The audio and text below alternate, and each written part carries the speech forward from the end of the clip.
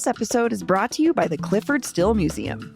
Discover big art and new perspectives at the Clyfford Still Museum. Experience the critically acclaimed exhibition, Tell Clyfford I Said Hi, on view now through May 10th. Enjoy upcoming events at the museum, including First Friday Pay What You Wish days, monthly meditation sessions, guided tours, film screenings, infant art crawls, and more.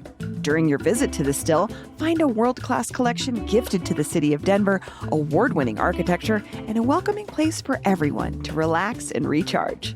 The Still is open from 10 a.m. to 5 p.m., Tuesday through Sunday. Children 17 and under are always free. Buy tickets and learn more at ClyffordStillMuseum.org. This is Your City Could Be Better, because it could be. I'm David Plotz. If you love your city and still complain about it, you're in the right place. Sean, one of the most heartwarming things I have seen coming out of the Twin Cities during this time of protest is the singing at protests, the singing on the streets. So what's the best song that you've heard? Stand By Me. Brass Solidarity did Stand By Me in the Target Center lobby on the Day of Truth and Freedom. And that was the most that the music has hit me during this time. Did people sing along to it? Absolutely. I don't think you're allowed to not sing along to that tune. They certainly got them going. That is so true. Okay, let's get into it. This is the first episode of Your City Could Be Better, because it could be. Every week, I'm going to talk to insiders from cities around the U.S. about something their city is doing incredibly well or surprisingly well or not at all well, so that you can learn from them. Mostly, I'm going to talk to hosts from CityCast Podcast, the network of daily local podcasts in 13 cities around the U.S., folks that know and love their city and understand their city more than anyone. So it was pretty obvious when we started thinking about Your City Could Be Better, where we should start and launch this podcast for this first episode. The community organizing in the Twin Cities in response to the federal immigration crackdown, the raids of Operation Metro Surge, it's been nothing short of incredible. It's astonishing. No matter how you might feel about the cause that this protest and this activism and this activity represents, you've got to respect what the anti-ICE organizers have done just as a matter of community organizing. So I am thrilled to be joined by CityCast Twin Cities host Sean McPherson. Hello, Sean. Hello, David. Who is going to tell me how the residents of the Twin Cities have self-organized so effectively and so safely and so joyfully, and how other cities could do the same. And after we've gotten through all the meaty stuff, we're going to have a Twin Cities versus Washington, D.C. face-off on local culture. So, Sean, start us off by telling briefly what the various forms of citizen-organized protest you've seen in the Twin Cities, or protest and monitoring and mutual aid, I should say, that you've seen in the Twin Cities recently. There's the tailing of ICE, and observing of ICE and being present when ICE is doing raids or present when ICE is traveling. As far as mutual aid, it's like getting groceries for people. That's something I've been involved in. You get a grocery list from a family that doesn't feel comfortable going to the store, and you deliver it. There's also rides for people who want rides to work. There's being a physical presence at a place ICE might not be at the moment, but could be soon. So maybe that's standing on nearby a school. That might just be standing nearby an immigrant-owned restaurant or a restaurant that's frequented by immigrants. And those are really the big things.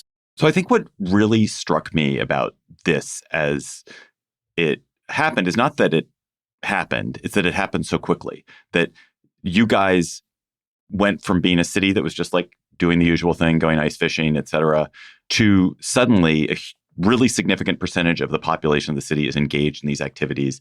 And it seemed like it happened overnight.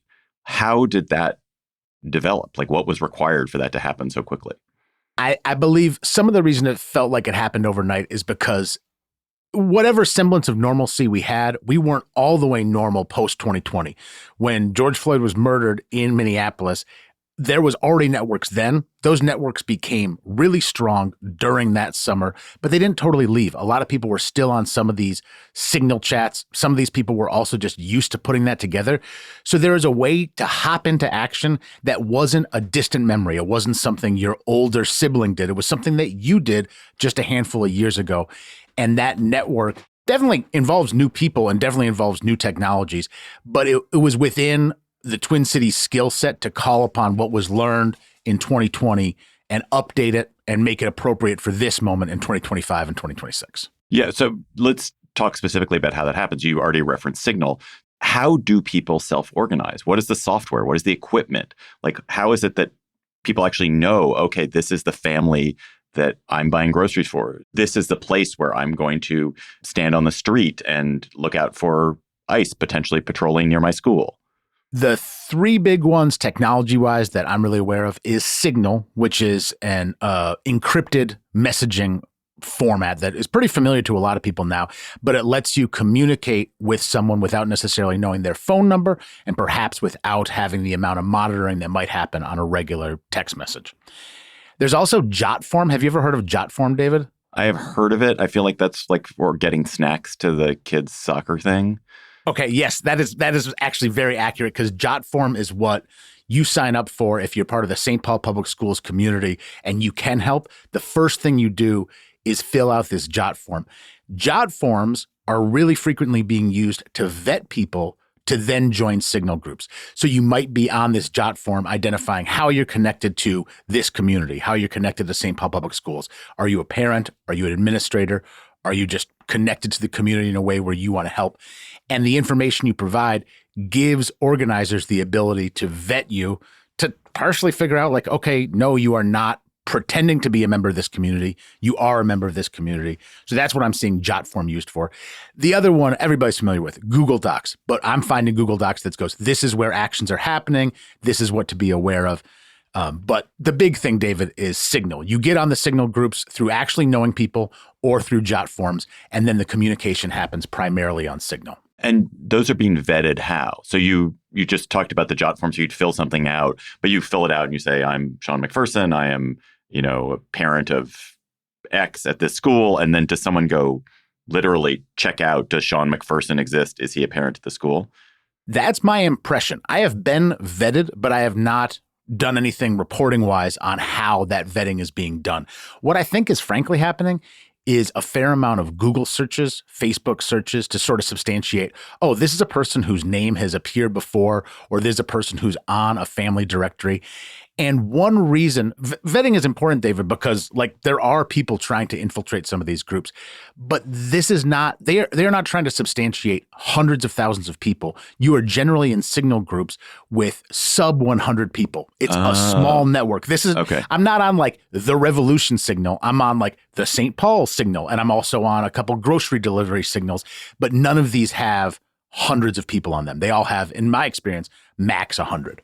But the only thing I want to share is that when I was able to start helping with groceries, they wanted to verify that I also wasn't trailing and observing ICE cars.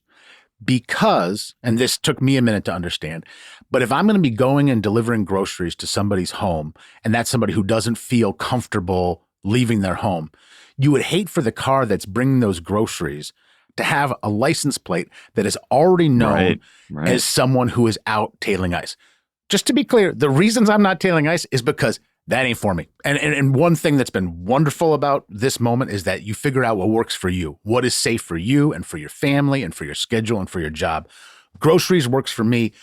I would not be able to do both. I was told, if you are doing this with your car, you cannot do that with your car. It is not safe for the families that you're trying to help. Right. I was thinking about this, and it seems to me like one of the reasons why this movement is so effective is that there are really varieties of ways you can join in different levels. You can join in different degrees of political engagement or political passion that makes you join. You might not want to protest for some reason. You might not even be opposed to immigration enforcement. You might be support immigration enforcement, but not believe that the way it's being carried out is something that you can support. And you want to make sure that children are educated and safe and that families continue to eat. So I feel like what's also really interesting about what you're doing is that it gives people a way to participate or ways to participate that matches with their level of political engagement, their level of interest, and the way that feels comfortable for them. It's not just a one size fits all. And it's also not one resource fits all. Or the other thing I want to add is that people can help in different ways based on what they're able to do. Some folks cannot scare up an extra $50 to send to mutual aid, but they can deliver a bunch of groceries that other people sent over. When I've been doing these grocery things, they've been like, oh, you can submit the receipt. And I'm going, I got it. If I can help out a family. I was going to ask. I'm not going to go, hey, it was $74 to get, fruits and vegetables. I am going to go, I can do this. My family agrees that this is a way that we can spend some of our money. That's not true for everybody. And what's really nice is there's no guilt. At least in the world I've been in, the people who aren't out there tailing ice are not treated as second-class protesters or second-class level people because they aren't doing perhaps the most dangerous work. You get in where you fit in, and there's so many different ways to fit in, and that has been really helpful. The other thing I'd add, David, is that you can get a lot done if nobody wants credit for it. And this is one of those moments where credit is dangerous. To say, this person helped put together the Signal chat, that person doesn't want to be on CityCast, right? We might like to have that person on CityCast Twin Cities, but they are more interested in the work going on. And so if suddenly nobody wants to see their names in bright lights celebrating what they're doing, it's a lot more efficient because people aren't arguing over credit. With the Signal chat, with that example in particular, I mean, I know maybe you're talking about a hypothetical Signal chat, not an actual one. Do people know who actually put it together? Do they know their real name, or do they just know, oh, this is code name Alfalfa, and you just check in with Alfalfa? Or do people know who Alfalfa is? There's code names that I am aware of. I don't know if they're like there's people who just have names where I don't think their mother or father gave them that name. You know, like I just go It sounds like more like Alfalfa than Patrick or than Seth. My name on my Signal is Sean. Like, and there isn't that. Very clever. Very clever. Exactly. They never will never find you.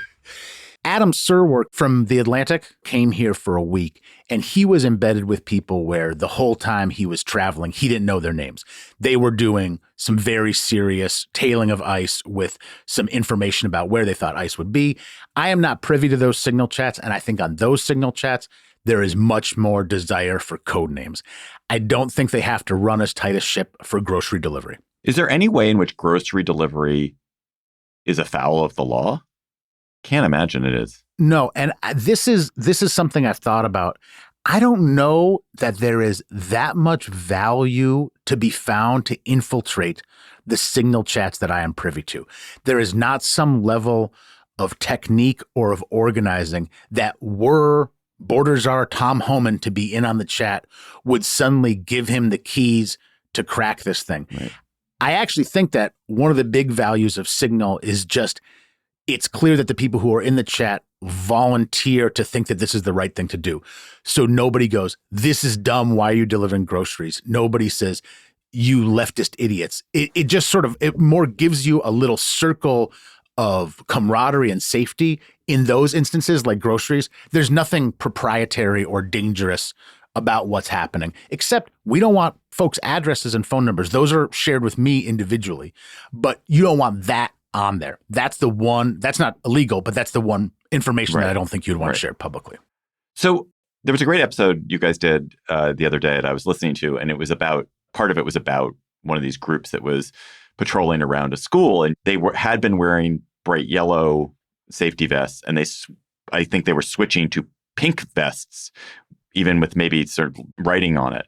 What is that? Why were they doing that? Why are they in pink vests and not in yellow vests?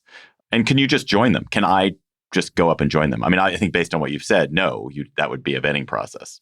Right. So this was about actually my alma mater, St. Paul Central High School, where they elected to switch to pink vests as opposed to kind of you can buy them at Home Depot, bright orange, bright yellow vests. And some of that was, I mean, there's a lot of really weird visuals about this entire thing, David. But you love saying the name of the person you're talking to. It's Sean. Yes, David. You really like it. It's this trick. I mean, I feel I'm being sold. I'm not in danger of forgetting your name. You're my boss's boss's boss. But it's one of those things where I've always been trained that that's like how you create that intimacy, where I go, no, listen, David, here's what's going on, David. My alma mater, David, St. Paul Central High, switched because the Minnesota National Guard is wearing green vests right now. So they first don't want to be confused with National Guard because they aren't going to be providing the services that the Minnesota National Guard is. It seems rather unlikely that one person standing outside of St. Paul Central would be confused with the Minnesota National Guard. But the other reason they wanted to go to pink is because they wanted something that was more difficult to obtain, because somebody had kind of walked up on one of these observers wearing a vest and immediately gave off the vibe as, I might be an ICE agent. And a lot of that has to do with starting off a conversation in a place that most parents wouldn't, where you wouldn't go up and go, hey, are we taking license numbers? And it's like, no, that's you go, how are you doing? What grade is your kid in? Or, something a little more conversational. And so the pink vests are to make it more difficult to pretend to be part of this group. And what I've heard and what I heard in the episode that you also listened to is that when folks come up and have some questions, you say, you got to go to this form. You got to go to this place to be vetted, because the idea of going, yeah, we're keeping this school safe. Oh, grab a vest. You can be involved. It is just, that's terrible. Like that. So they need some amount of verification.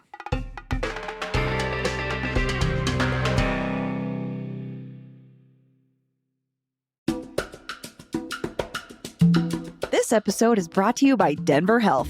February is Heart Month, and at Denver Health, heart rhythm care is becoming safer and less invasive. Heart rhythm problems like atrial fibrillation, ventricular tachycardia, sudden cardiac arrest, or heartbeats that are too slow can affect your health and quality of life. Denver Health provides advanced treatment for patients with irregular heart rhythms, and their team offers safe, effective, and compassionate care to help patients live a healthier life. Cardiologists on the cardiac electrophysiology team are now using leadless pacemakers to treat dangerous pauses in the heartbeat. Unlike traditional pacemakers, these tiny devices sit completely inside the heart. There are no wires and no surgical pockets under the skin. This means a smoother procedure and fewer potential complications, which can make a big difference for patients. Denver Health works closely with every patient to create a personalized plan that meets their needs, focusing on safety, comfort, and long-term results. Learn more at denverhealth.org/EP. That's denverhealth.org/EP. Sean, are there any estimates, trustworthy, reliable estimates for how many people are taking part in the various forms of citizen action? I have not heard any estimates made about how many people are taking any part in this action. I made an estimate because I knew you were going to ask this. So can I share with you my estimate and how I arrived at it? I took the population of Minneapolis plus the population of St. Paul. So not the suburbs. Okay. 428,000 for Minneapolis, 310,000 for St. Paul. And I added that together. And then I think that maybe slightly less than 15% of people would be on one of these groups doing some amount of sharing, some amount of riding. And I thought, I think it's less than 15%. But I know that there's people in the suburbs who are deeply involved in this, who are effectively part of the Twin Cities Metro. But if you put them all in, you might get a faulty number. With that, I got just north of 100,000. So 15% of the population of these two cities, I got to 100,000. That's an amazing number if true. I guess my next question is, why would you say 15%? I mean, like what? I'm surely probably in your community, which I imagine is a probably engaged, probably leaning left, very skeptical, politically active community. It's very high, but there are presumably other neighborhoods where it's very low participation. Exactly. And by involved, I mean like you are on a chat. Maybe you have never actually driven a bag of groceries anywhere. Maybe you've never actually given somebody a ride, but you've stepped up and you've joined one of these things. So then I thought, okay, but my circle is definitely more activated than most. And that's where I arrived at 15%. I agree with you. 100,000 people being involved in this level is huge.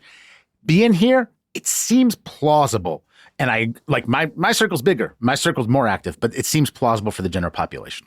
That's an amazing number. I buy it. I mean, certainly if you look at the street protests, the number of people who've shown up at street protests in miserable weather is enormous. And then all these other activities. Wow.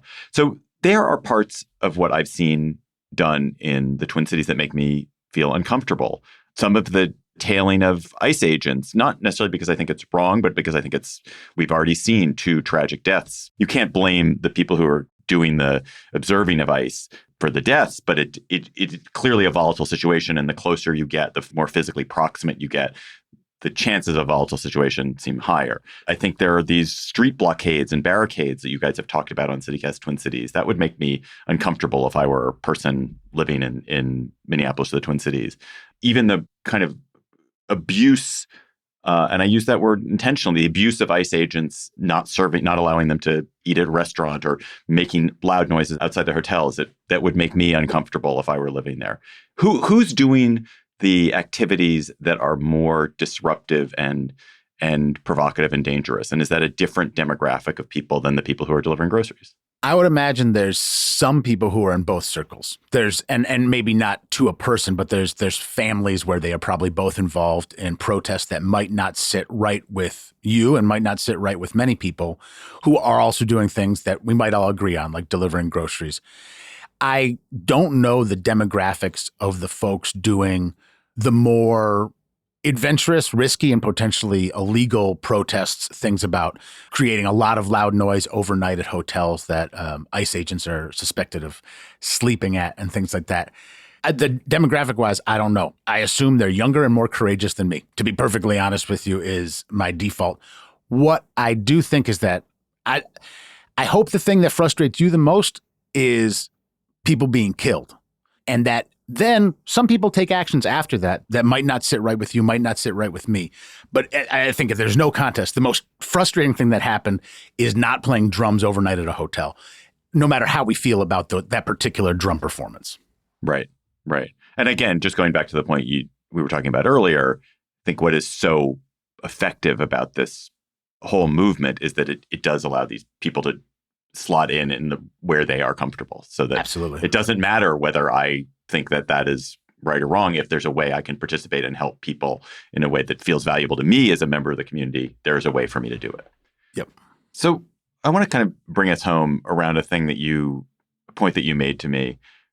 So what's also really striking about this protest is that despite the fact there have been killings, despite the fact that there are families that are suffering tremendously, immigrant families that are suffering tremendously in your city and others as well, there's a level of joy in this protest that I think is telling and inspirational. Where does it come from? Why does it exist? How is it maintained?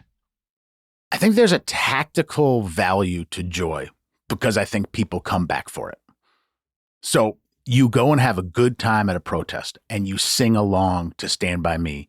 And are you more likely to put on 3 pairs of long johns the next time? I think to some extent, it just goes, if we have fun while we're here, we'll see more of you back.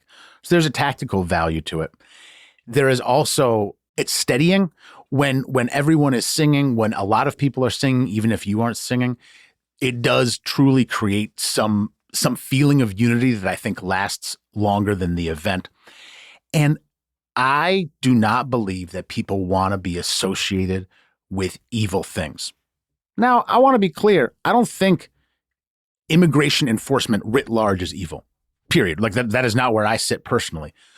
What I will say is that when you see these videos of a 5-year-old being abducted in very cute 5-year-old clothes, you get to this point where you go, I don't want to be allied with the people doing that.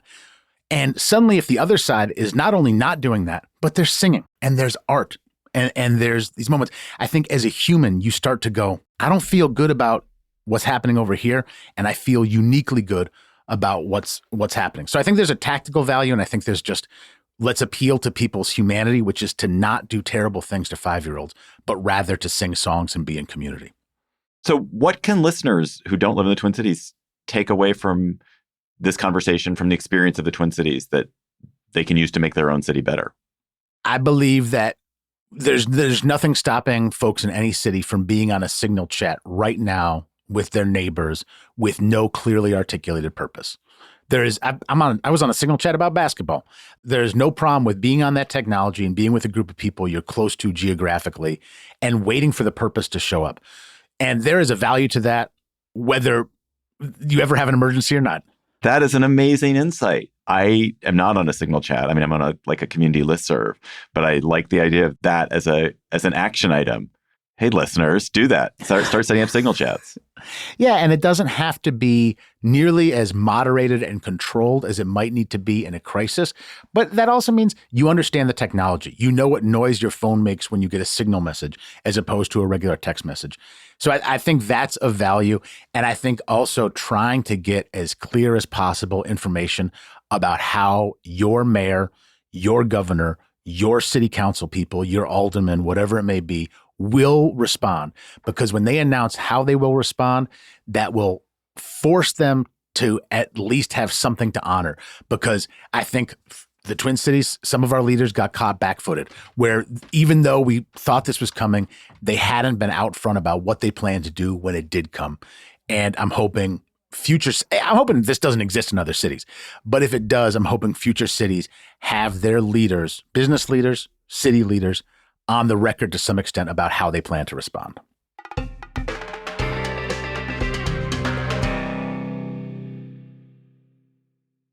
So, Sean, I host another podcast, and we have a sort of segment at the end of it, which we call Cocktail Chatter. And we're envisioning for Your City Could Be Better, a kind of cocktail chatter segment. I cannot, in this moment, conjure a great name for it, but I'm sure we'll think of a great name for it. And I just want to have a quick, lighter conversation with you about something that's distinctive about your city. So I have a little game for us. Okay. I don't know that much about the Twin Cities. I've been obviously a few times, but I do know that you have a weird relationship to temperature and you have a weird relationship to time. So I would like us, I'm a Washingtonian, I live in Washington, D.C. I would like us to have a little face-off, Washingtonian versus Minnesota, about temperature and time. And I have 3 questions for us. You've seen what they are. I will ask you the first question. When someone says to you in February in your hometown, oh, it's warm out, what temperature is it? It is north of 25. Oh, it is 55 plus here in Washington. That's what it takes to say it's a warm day in Washington. Warm. Yeah. Today it's 48 in Washington, but because we've been in a super cold snap, that actually does feel warm. But I think in normal circumstances, it would take 55 for people to say it's warm. So 25. Okay. Yeah. I mean, I buy that. Okay. When someone says again in February, oh, it's really cold out, what temperature is it in the Twin Cities? 2 degrees or below. And does that account for wind? I thought about this the other day because I was walking my dog in what was 33-degree weather and I was freezing my ass off. And then my wife was like, oh, it was a terrible wind chill. And I think for someone to say it's very cold, wind chill plays a factor. But a lot of times when you're having those conversations, it is kind of a thermometer conversation. And if somebody goes, it's really cold out there and it's 10 degrees, a true Minnesotan will look askance at that no matter what the wind chill is. Because you're like, it's double digits. So it has to be single digits for the air temperature. Although you did just say you were cold and it was 33, like 2 seconds after saying if it's above 25, it's warm. So it was that wind chill.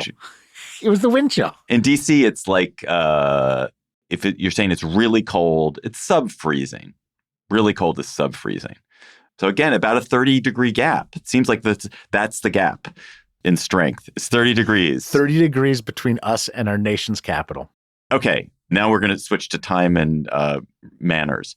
So let's say someone invites you for dinner. Someone you don't know that very well, but is a fellow Minnesotan, and they invite you for dinner, but they forget to tell you what time it is. What time do you think you should show up for dinner? I think I should show up for dinner at 7:00. Whoa. I think kids play a factor in this. I'm in the age group right now where it's unthinkable that someone wouldn't tell me what time it is. I have a 5-year-old and an 8-year-old, and I need to figure that out. But if I had grown kids or if I didn't have kids, I think if somebody said, oh, come on over for dinner, at first I was thinking 6, and I was like, I really think if you're going to someone else's house, I don't think it's 6. I think it is 7:00. And maybe we aren't 30 degrees apart on that. It's interesting. I am very much a early bird special kind of person. I'm also a bit older than you. And so if someone doesn't invite me over for 7, I'm like, what the hell? I won't be in bed until 9:45. Come on. That's ridiculous. So I want it to be earlier. But I think probably 7 would be the default in DC too. I don't think I was hoping you were going to say like 5. My sense is that you guys eat at 5, but I guess not. Yeah, I think I was ready to be on that angle. And then I realized, I think that's still a 7. Here, I have a question for you, David. If somebody says, oh, that's a really early meeting, what time is that meeting at in DC culture?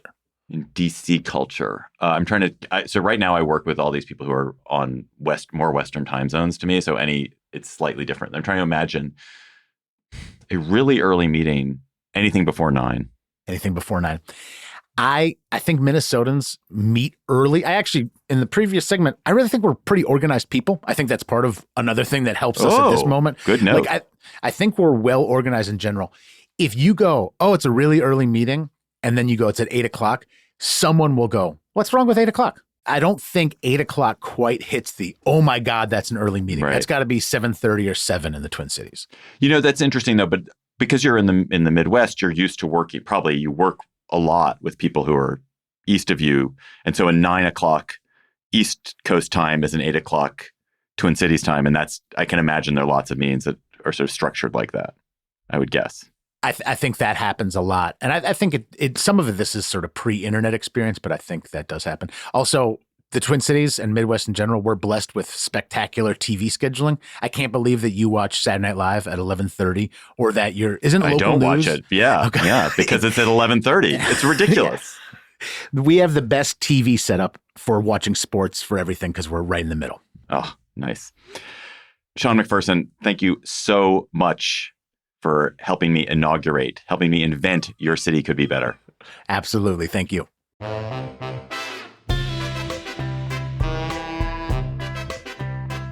Thanks for listening to Your City Could Be Better. I'm your host, David Plotz. Our guest this week was Sean McPherson. Please listen to his amazing podcast, CityCast Twin Cities. Our producers were Lizzie Goldsmith, Priyanka Tilve, and Anna Weigel. Our music is by Carl Christensen. If you're enjoying the show, why not tell your friends? Come on, just tell your friends. You've got friends. Rate the show.